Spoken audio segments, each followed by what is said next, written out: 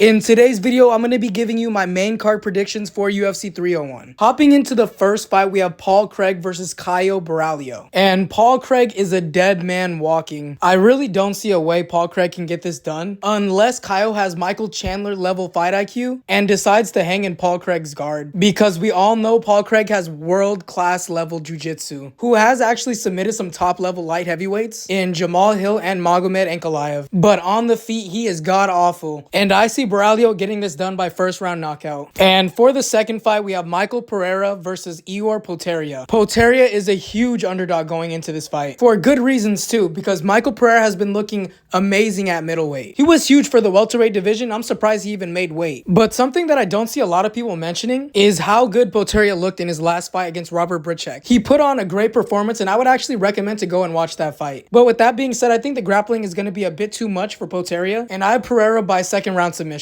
But I just hope that the UFC doesn't cut Ior, because if he loses this fight, he will be 1-3 in his last 4 fights. Moving on to the next bout, we have Anthony on paper Smith versus Vitor Petrino. And there is a 10-year age gap between these two. I know Anthony Smith has fought some of the best fighters within his division, but I just don't see a way Anthony Smith can come out with the W on this one. He's way past his prime, and he's going up against a hungry up-and-comer. I see this one playing out the same way in Petrino's last fight against Tyson Pedro. Granted, it was a very boring fight, and I'm actually a fan of the ground game, but I'm not a fan of when they just hold you down and don't try to go for submissions. Winning by points. And that's exactly how I see this fight playing out. I see Vitor Petrino winning by decision. For the co-main event, we have Jonathan Martinez versus Jose Aldo. Now, Aldo is coming out of retirement, and his last fight was against Merab Dvalishvili, in which Aldo didn't even look bad, but Merab pretty much held him up against the fence the whole time. Jonathan Martinez is the real deal. He does have a win over Said Nurmagomedov. That's something that not a lot of people can say. And my heart is leaning towards Jose Aldo, but my head is telling me Jonathan Martinez. I think the ring rust will ultimately be too much for Jose Aldo, especially after taking 2 years off. And I see Jonathan Martinez winning by decision, but a very close decision. I don't see this being a masterclass of any sorts. Now, for the moment we've all been waiting for, we got Alexandre Pantoja